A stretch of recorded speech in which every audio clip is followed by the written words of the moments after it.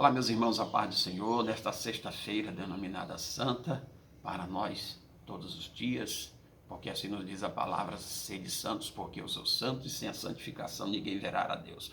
Mas eu quero trazer uma reflexão nos meus vídeos, nas minhas lives, nos meus podcasts, eu gosto de fazer bem resumido, que é para dar tempo de você chegar até o fim e depois você faça a sua reflexão. Em 1 Coríntios, capítulo 5, versículo 8, lê esse texto aí depois. Por isso celebramos a festa, não com o velho fermento, nem com o fermento da maldade, da malícia, mas com os asmos da sinceridade, da verdade.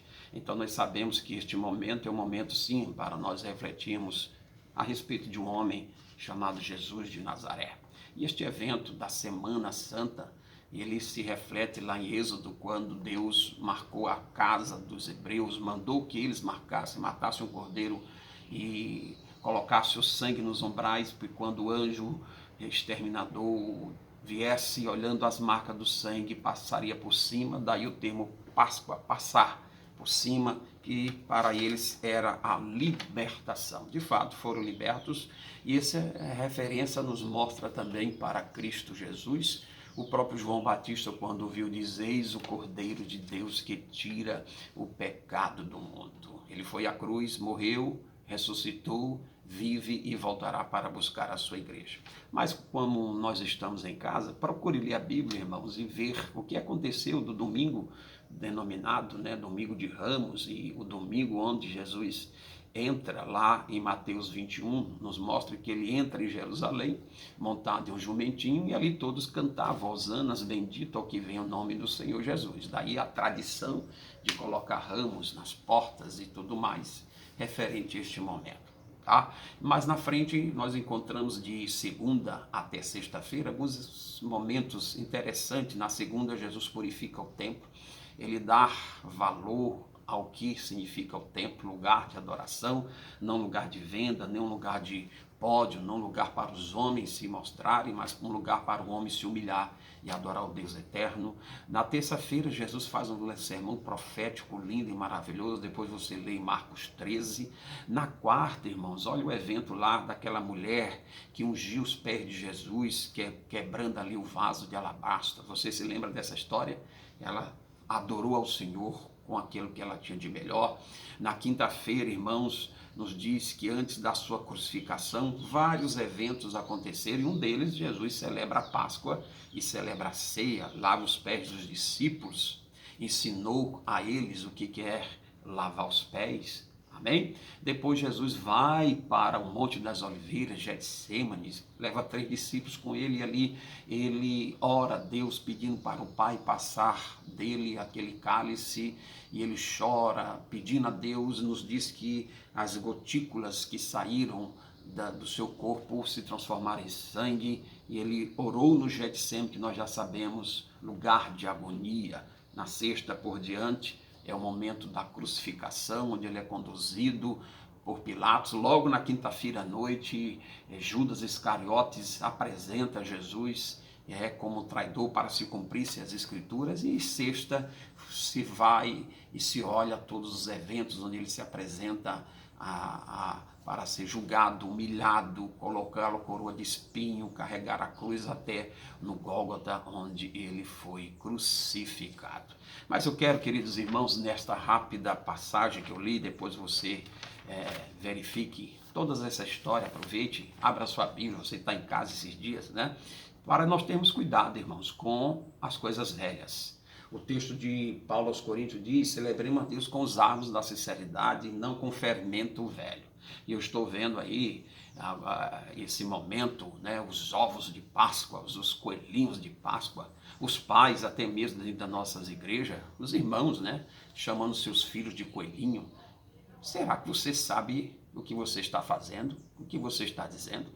Porém, eu quero trazer aqui para você elucidar essa história sobre o coelhinho e os ovinhos de Páscoa, de chocolate. Ah, pastor, mas as crianças, sim, mas você tem que entender de como isso apareceu, tá, irmãos? Então, essa história de o coelhinho, irmãos, ela tem a origem de uma deusa, uma deusa saxônica chamada Ostara. Grave bem esse nome, depois você pesquisa aí, tá? Ostara, uma deusa saxônica, isso lá para o século XVI, XVII. E esta deusa saxônica, se diz que ela aparece no momento, no finalzinho, né, do inverno para o início da primavera, onde as flores brotavam, onde a terra semeava-se e gerava novos frutos, onde se falava da fertilidade. Então, Ostara significa aí a deusa da primavera, da fertilidade. E diz a lenda, diz a história que esta deusa, ela tinha como atração maior as crianças, sim, as crianças. Como? Diz que ela viu e teve uma visão que uma árvore cai do céu à terra e esta árvore se transforma, né? Daí a história do coelhinho, né? A história do coelhinho. Diz que esta árvore se transforma em um coelhinho ou um lebre, isso é a mesma coisa. E este coelhinho, que daí por diante entra a história do coelhinho, se transforma em um coelhinho, e este coelho simbolizou ali naquele momento o significado da fertilidade. Então, Ostara, preste bem atenção, amados irmãos, é uma deusa pagã, saxônica, ok? Que teve essa visão e a atração maior desta deusa era atrair as crianças. E o que foi que ela fez? Ela diz a história que o coelho passou a ser essa representação desta deusa e com os ovos dos coelhos ela coloria, ela escondia e atraía muitas crianças ao seu redor para que adorassem. Meus irmãos, nada é por um acaso. Então tome cuidado quando você chama seu filho de coelhinho ou de coelhinha, quando você, né, dá os ovos, mas explique o que esse ovo, esses ovos, não é e não será simplesmente um chocolatezinho. Não, ele tem um significado. Está aqui, né? A história é esta. E como é que isto entrou no nosso meio, irmãos? Constantino, né? Constantino, imperador, né?